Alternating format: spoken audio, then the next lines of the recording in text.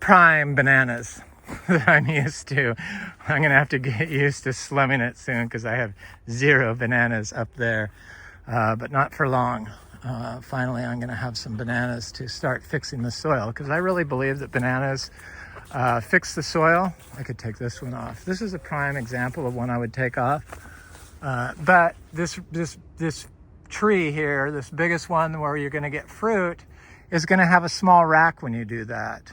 Ideally, you want the bananas here, then you want the older clump here, and then you want a rhizome coming out not adjacent to your next fruiting body. So ideally, that's what I would look for in the bananas.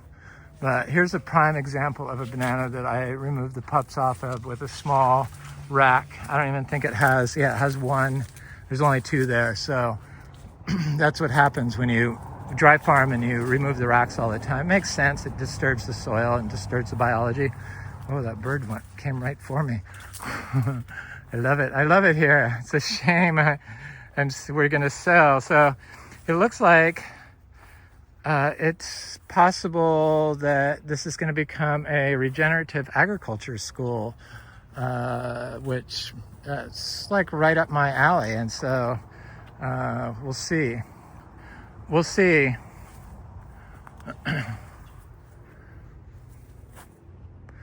That would be nice. That was one of my one of the future that I thought about, but I said a biodynamic farm school because we used to be biodynamic certified. It has a nice pedigree because we were biodynamic certified and organic certified. So at least we have some provenance on this farm. And then I continue on. I made all these videos so people know exactly how I grow and what I do. And there's really no fooling people. But our new place is going to be 0 inputs. I imagine they are going to be 0 inputs because they're not going to have miniature zebu. So it's going to be a 0 input food forest, and it's ready to do that, I believe. If it can't, then they can always get zebu manure from my friend Frank, or he grows like this, so he's definitely the new owners seem very nice. If we get a new owner, it's exactly what we were looking for, so we'll see. We will see. But I don't feel so sad about what could happen here anymore, because I think it's past the point where somebody's going to rip it all out, really. And I think this is ideal for a regenerative agriculture school. Get some young people in here to do it and really make a go of it. So I figured the amount of pups that I harvested today, 50 pups, I'm just going to say even at 20 each, that's $1,000. And a lot of them are more expensive than 20 each. So when I said the little pups, for people that don't weigh very much, you should always take them off when they're small, because once they get big, you really have to have some weight to jump onto the shovel and get your depth in there going through the large rhizome. They're everywhere. I got them everywhere laying around. I have to collect them.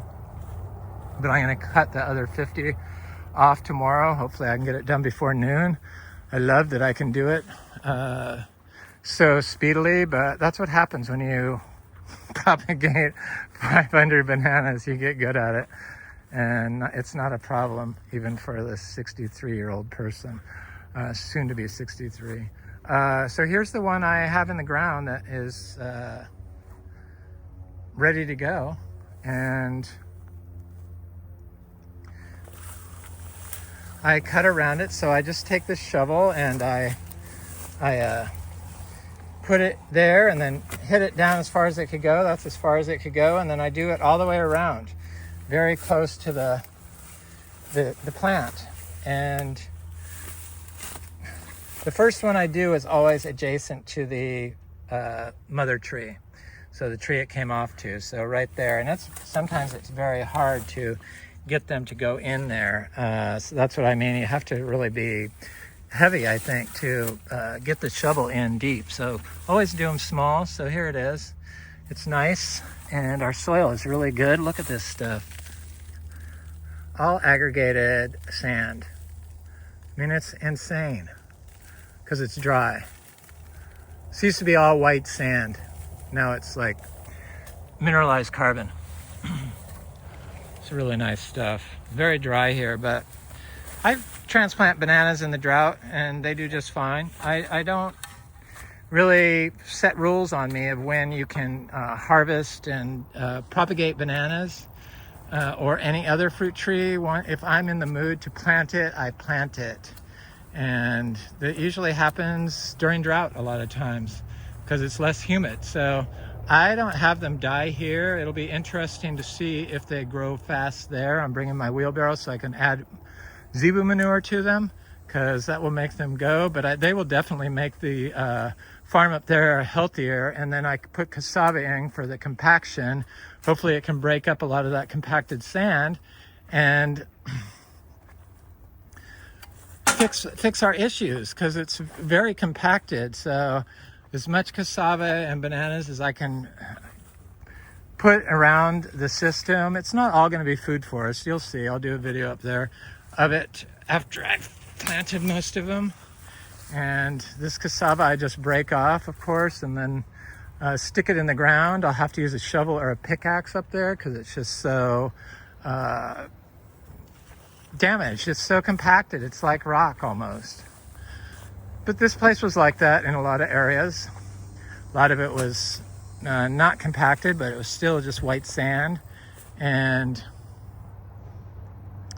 that's just what we had to deal with. So I believe that the bananas exudates of the biological bananas that we have here, because that's what they are, because we grow biologically and naturally. And so the root exudates from the sugars in these bananas will start feeding the biology in the soil and probably help the fire ants move in, because they need to break up the whole compacted soil where I need them. And the other area that I'm not going to plant, I'm going to just run the miniature zebus through.